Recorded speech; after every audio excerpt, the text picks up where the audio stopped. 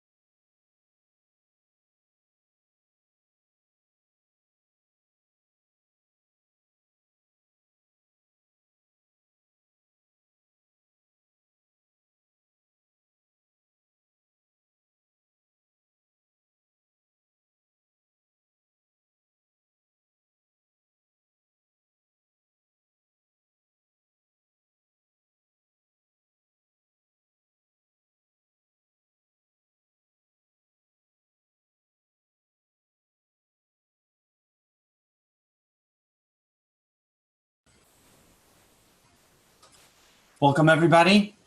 We're going to get started in a moment.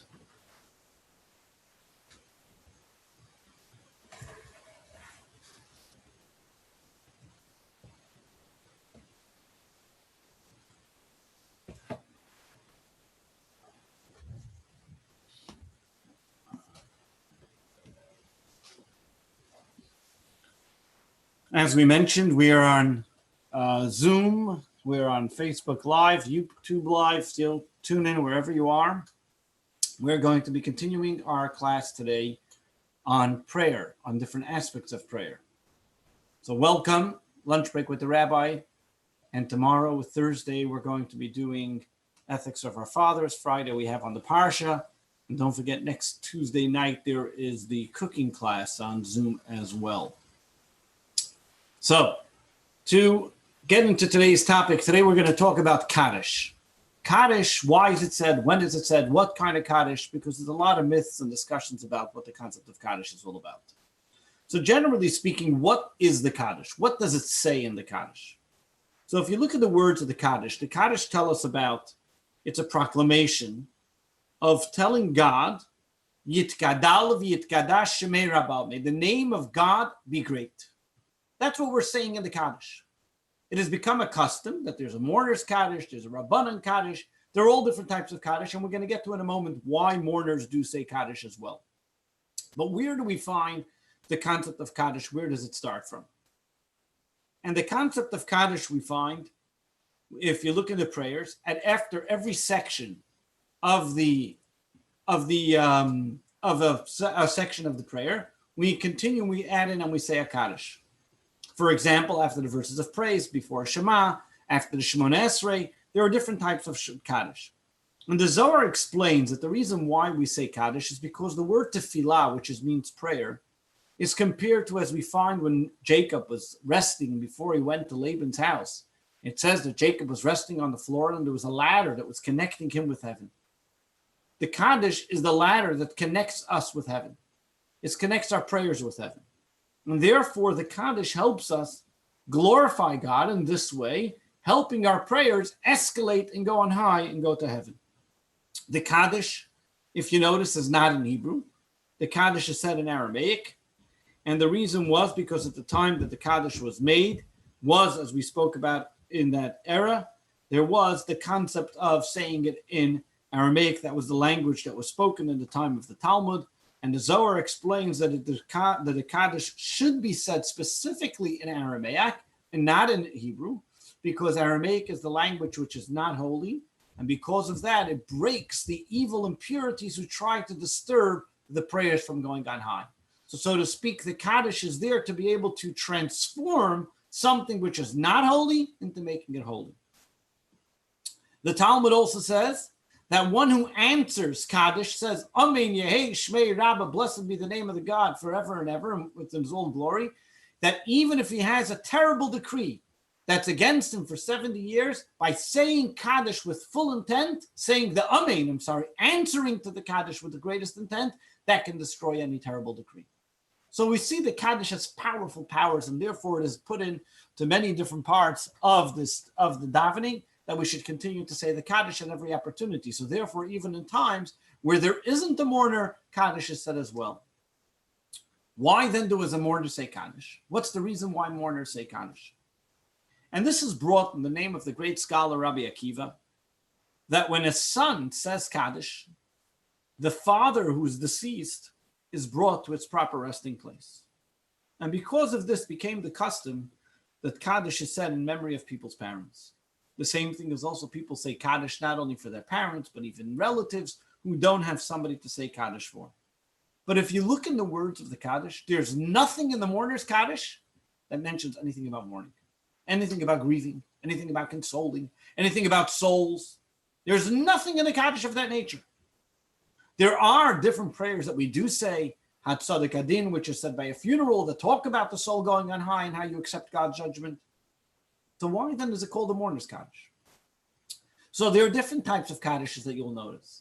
In a regular prayer, right after, for example, Yishtabach before the Shema, it's called a small Kaddish, a half a Kaddish. Then you have a Kaddish which is said after the repetition of the Amidah, which is called a Kaddish Tiskabel, asking God that he should accept our prayers. Then there's a Kaddish, excuse me. Then there's a Kaddish which is said, which is called a mourner's Kaddish, which is everything like a regular Kaddish of asking God to accept our prayers, but it's missing, excuse me. I apologize, allergies kicking in. So then there's a Kaddish which is said, which is called the mourner's Kaddish, which is telling us about the, which misses out that little phrase which says accept our prayers, and that's why it's called the mourner's Kaddish. That Kaddish is said after the song of the day.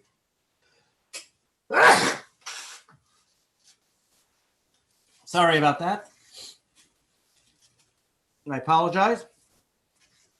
Okay, hopefully got it out of my system. Can continue. So that Kaddish is called the mourner's Kaddish, and that Kaddish is said after the song of the day, after Aleinu. But why is it called the mourner's Kaddish? And the reason was because mourners traditionally said it, as we mentioned, Rabbi Akiva said, this brings peace for the soul.